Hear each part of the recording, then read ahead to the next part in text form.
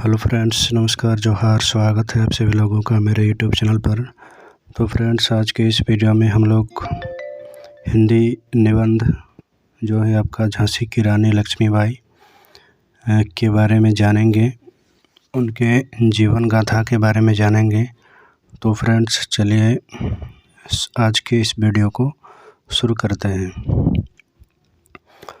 तो फ्रेंड्स, भारतीय वसुंधरा को गौरवान्वित करने वाली झांसी की रानी वीरांगना लक्ष्मीबाई वास्तविक अर्थ में आदर्श वीरांगना थी। सच्ची वीर कभी आपत्तियों से नहीं घबराता है, प्रलोभन उसे कर्तव्य पालन से विमुख नहीं कर सकते।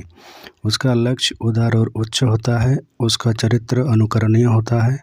अपने पवित्र उद्देश्य की प्राप्ति के लिए वह सदैव आत्मविश्वासी, कर्तव्यपरायण, स्वाभिमानी और धर्मनिष्ठ होता है। ऐसी ही थी वीरांगना लक्ष्मीबाई। चलिए उनके परिचय के बारे में दो शब्द जान लेते हैं। महारानी लक्ष्मीबाई का जन्म काशी में 19 नवंबर 1835 को हुआ।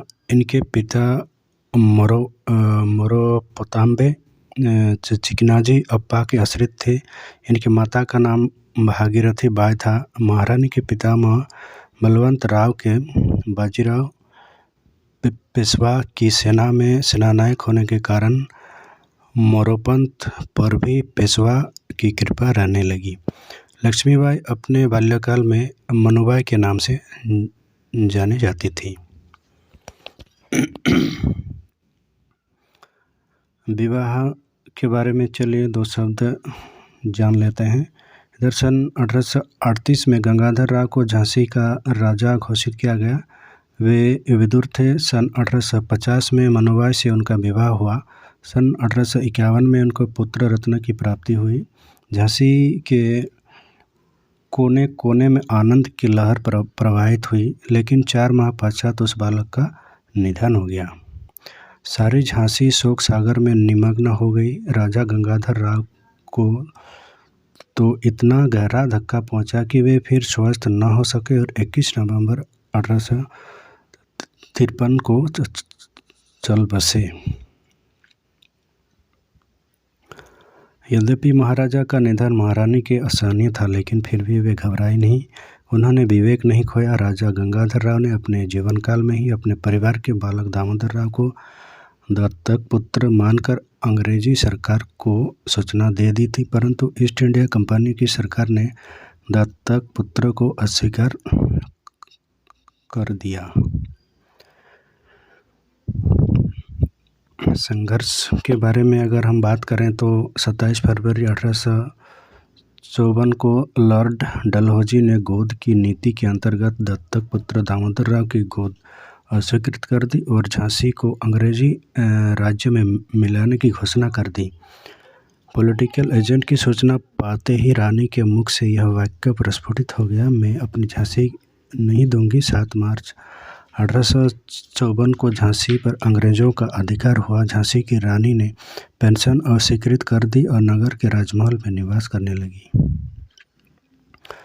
यहीं से भारत की प्रथम स्वाधीनता क्रांति का बीज प्रस्फुटित हुआ।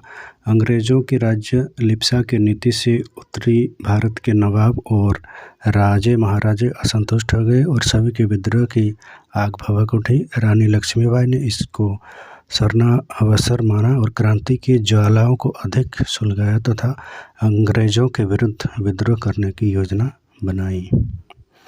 नवाब वाजिद अली शाह की बेगम हजरत महल, अंतिम मुगल सम्राट की बेगम जीनत महल, स्वयं मुगल सम्राट बहादुर शाह, नाना साहब के वकील अजमुल्ला, सागड़ के राजा, वानपुर के राजा मर्दन सिंह और तात्या टोपे आदि सभी महारानी के इस कार्य में सहयोग देने का प्रयत्न करने लगे।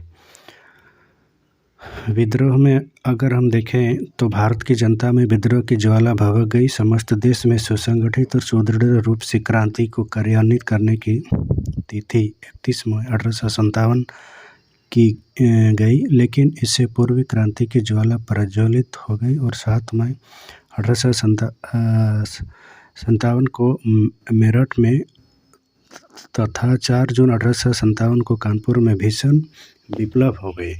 कानपुर तो 28 जून 1857 को पूर्ण स्वतंत्रता हो गया।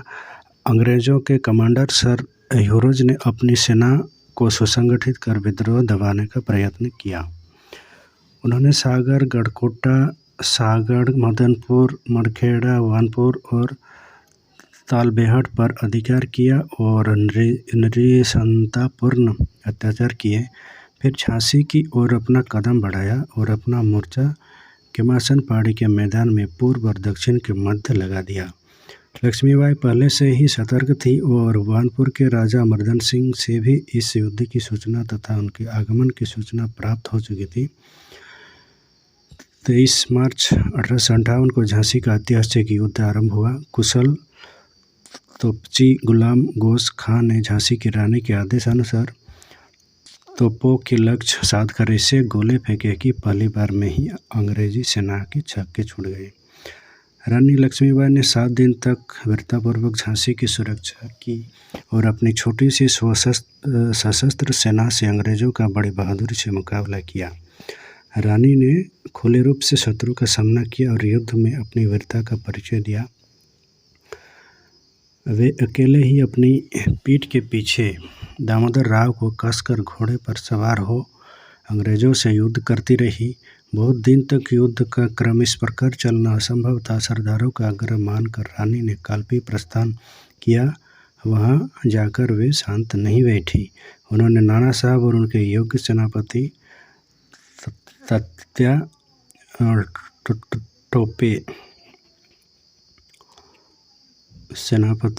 तात्या टोपे से संपर्क स्थापित किया और विचार विमर्श किया।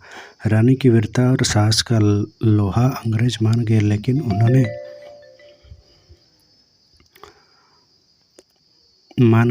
उन्होंने रानी का पीछा किया। रानी का घोड़ा बुरी तरह घायल हो गया और अंत में वीरगति को प्राप्त हुआ, लेकिन रानी ने साहस नहीं छोड़ा और शौर्य का प्रदर्शन किया। कालपी में महारानी और तात्या टोपे ने योजना बनाई और अंत में नाना साहब, सागड़ के राजा, वानपुर के राजा मर्दन सिंह आदि सभी ने रानी का साथ दिया। रानी ने ग्वालियर पर आक्रमण किया और वहां के किले पर अधिकार कर लिया। विजयोल्लास का उत्सव कई दिनों तक चलता रहा, लेकिन रानी इसके विरुद्ध थी। यह समय विजय का नहीं था, अपनी शक्ति को सुसंगठित कर अगला कदम बढ़ाने का था। तो फ्रेंड्स, आइए और उपसंहार के बारे में 2 शब्द। सेनापति पर ह्यूरोज अपनी सेना के साथ संपूर्ण शक्ति से रानी का पीछा करता रहा और आखिरकार वह दिन भी आ गया जब उसने ग्वालियर का किला घमासान युद्ध करके अपने कब्जे में ले लिया। रानी लक्ष्मीबाई इस युद्ध में भी अपनी कुशलता का परिचय देती रही। 18 जून 1858 को ग्वालियर का अंतिम युद्ध हुआ और रानी ने अपनी सेना का कुशल नेतृत्व किया।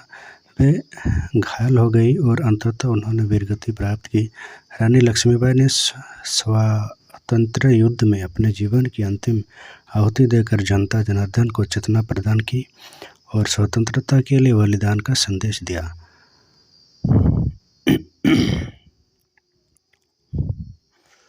तो फ्रेंड्स, ये थी हमारे रानी लक्ष्मीबाई जी की जीवन गाथा की कुछ कहानी।